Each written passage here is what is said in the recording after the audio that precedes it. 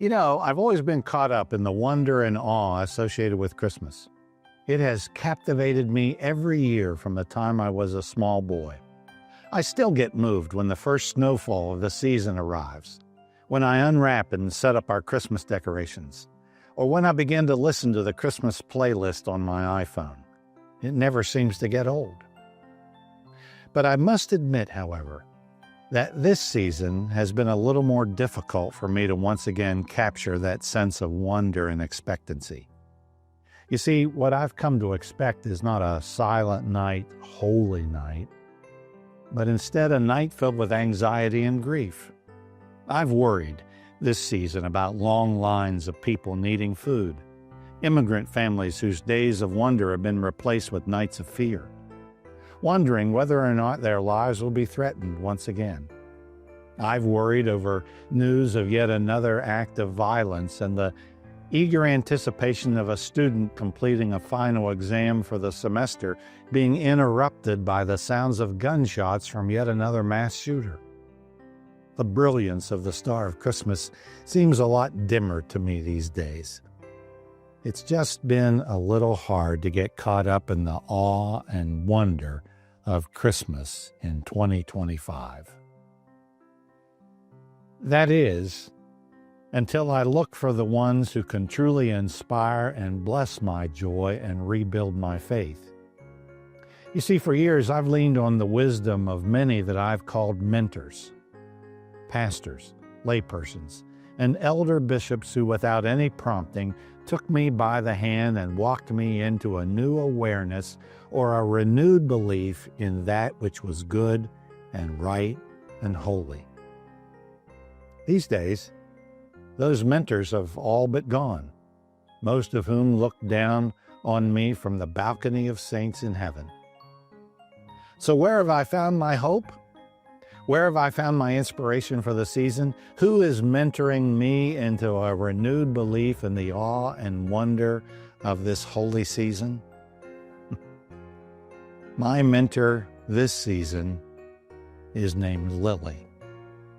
She's my 5-year-old granddaughter. Not long ago, Sally and I joined Lily, her younger brother Thomas, and their parents, TJ and Claire, on a magical trip on a Christmas train in Strasburg, Pennsylvania.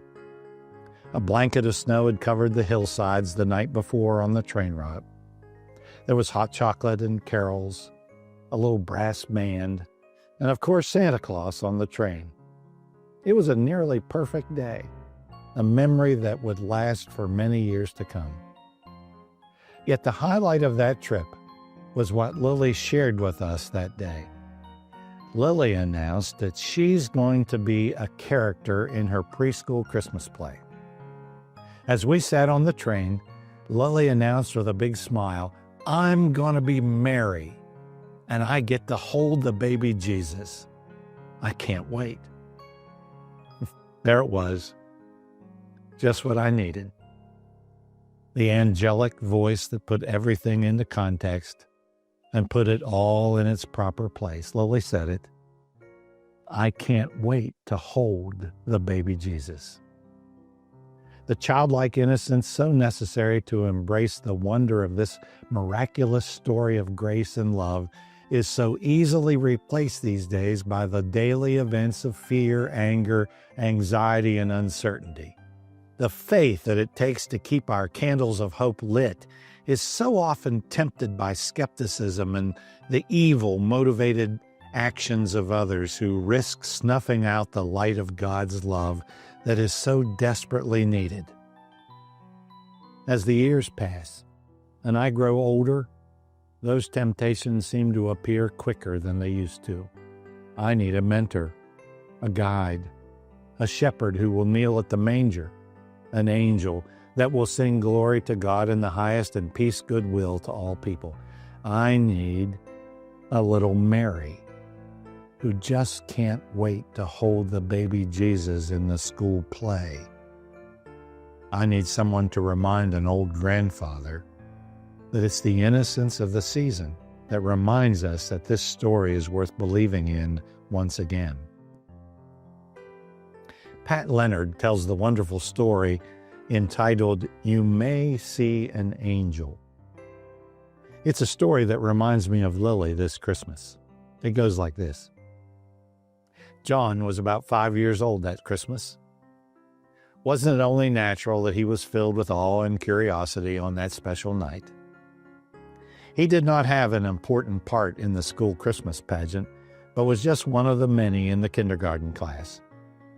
As the children gathered at school for the program, the teachers were busy with preparations and the costumes of those chosen to be Mary and Joseph and the angels, shepherds and wise men. No one noticed a little boy go out the door into the hall. But he had heard the baby. There was to be a baby. He knew that. Down the dark hall was the way he had to go. He wondered why God didn't send the star, and then he remembered. The star wasn't for him. It was really for the shepherds and the wise men, and he wasn't anybody important like that. He'd have to be very brave and go alone to find the baby. He turned the corner cautiously.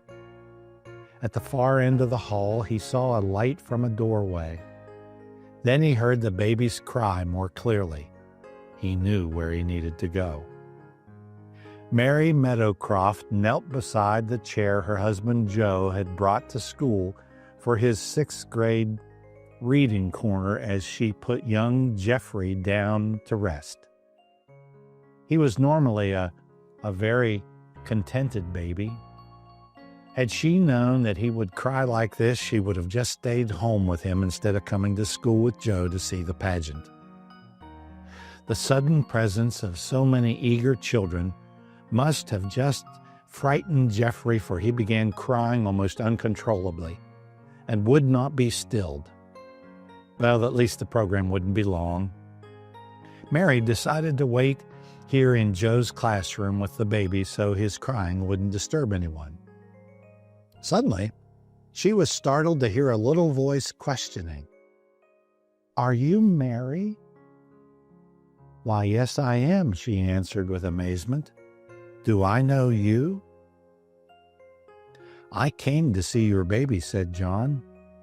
"I didn't know he ever cried like that," he added softly. "Jeffrey is just frightened to be in a strange place," she said. "Hi," John said softly as he knelt down beside the baby. "I'm John. I'm not a wise man or anything, really, but they couldn't come." All of a sudden, the baby stopped crying to turn and look at John. Mary remained perfectly still, her mouth drawn into an astonished "oh." "I forgot to bring something, little Jeffrey Jesus." The baby was smiling now. John put out a tentative finger to touch him and said in a whispered adoration, "I really do love you, Jeffrey Jesus." Suddenly John smiled. "I know what I can give you.